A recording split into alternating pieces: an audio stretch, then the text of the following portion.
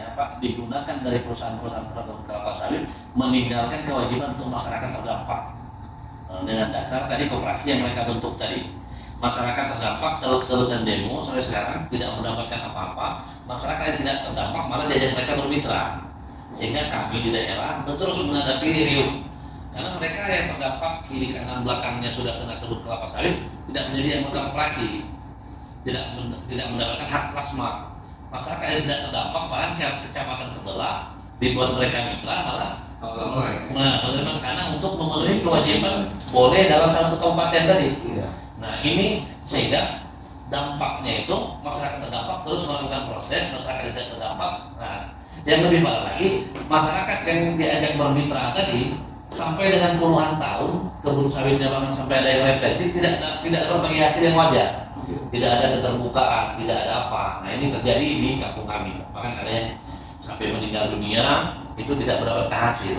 Nah, maka kami pikir kami perlu melakukan koordinasi terkait kejadian-kejadian ini supaya koperasi ini tidak disalahgunakan. Karena koperasi ini baik, bagus sebenarnya. Tapi kalau dibentuk dari pemerintah desa yang mau kali-kali dengan perusahaan, jadinya nggak bagus Pak. Mereka hanya dijadikan nama, dijadikan anggota, tapi hasilnya dampaknya mereka tidak dapat.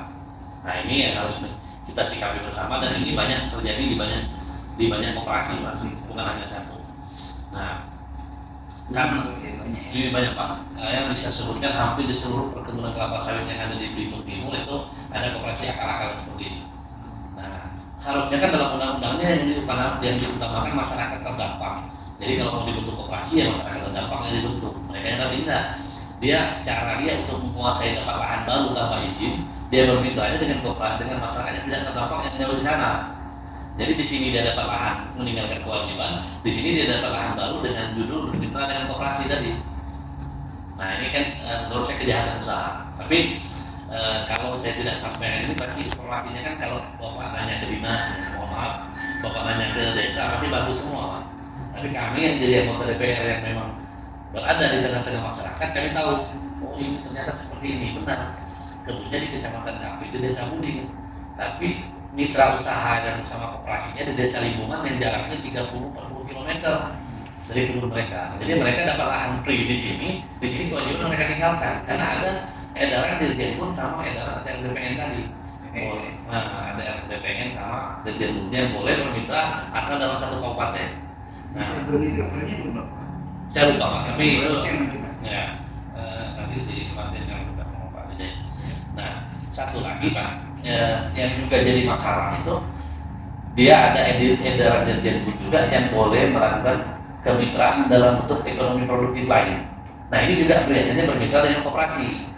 Nah ini juga karena koperasinya adalah orang yang ditunjuk pemerintah desa, yang orang dalamnya orang pemerintah desa dan orang dalamnya juga orang perusahaan yang berinvestasi.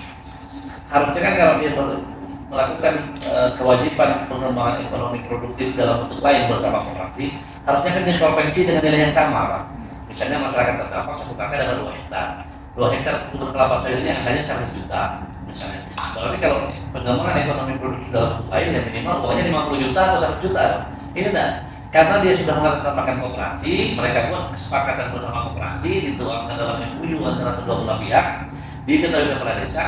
Yang tadi kewajiban 100 juta, 50 juta ini tukar dengan ayam 50 ekor, bibit sawit 20 batang. Jadi nah ini kejahatan terjadi.